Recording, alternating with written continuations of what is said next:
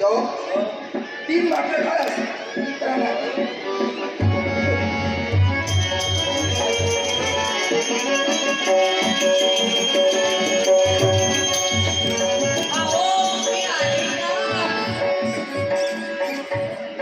घरात माणसाला त्याला ढोरा मारतो माणसात रमत पण ही तुमका सोनी दिली 4 माणसाचा आवाज येता काका सोडून येतात का तुका येते बायला आपण का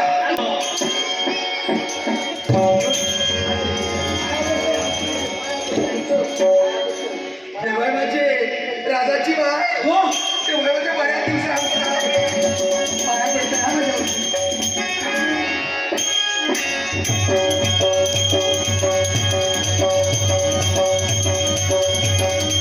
बऱ्याच दिवसांनी राजाच्या बाईला तर बाहेर पडले याची पद्धत मला आवडली. आपण चढू कसली पद्धत ही पद्धत न ह्याच्या औषधी अगोदर आकडी पाया पडा बनवली काय ना त्या ह्यानी बघल्या वाटलं असं पाया पाडतं म्हणून ह्या असं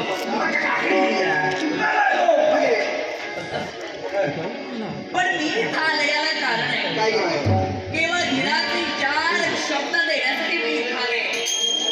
समग्र राज्यात जे काही घडतंय होय होय आपल्याला ज्ञातच आहे. अरे औषधामध्ये आधी पहिला भराचा तुझ्या अनेक चुकीचं किती आहे आपण मुळी चिंता करू नका. राजकटे कर्तव्यदक्ष आहे. होय येणाऱ्या प्रसंगाला सामोरे चला. होय राजकन्यांना तुम्ही सहाय्य करा. सावध राहा. येणाऱ्या प्रसंगाला वाटेल गाव तर मानून एक घरी मका बा भीती वाटे कुराड गाव आधी उशा घेत नाही गो तुला आली कुता पिसावली रात्रीची लोकांच्या घरात घुसतं लोकांच्या मानगुटे हवालतं कुराड गाव आणि तुषा घेते ऐकलं बुद्धी तिला का मान तोडून टाकतो कोणाची बुद्धी नाही का माका जागिली तर तुम्ही तोडा आणि माका जागिली तुमका जागी तर अगं शिक्षक भाऊ ती मागी ती लोका मारला का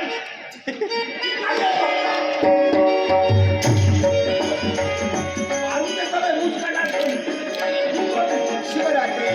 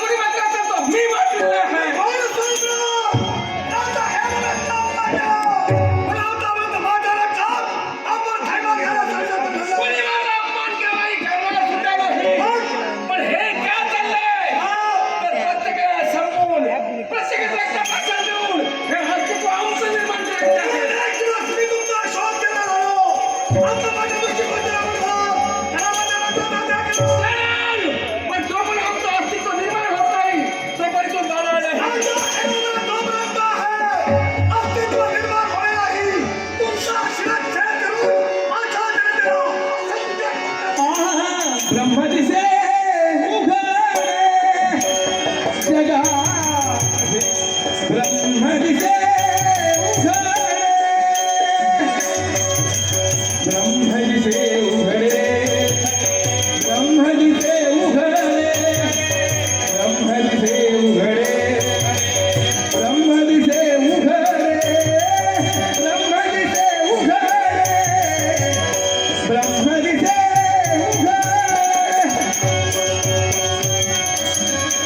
आहा एकटी माती नाना भाई एकटी माती नाना भाई रांजणाई सुगडे रांजणाई सुगडे ब्रह्म दिसे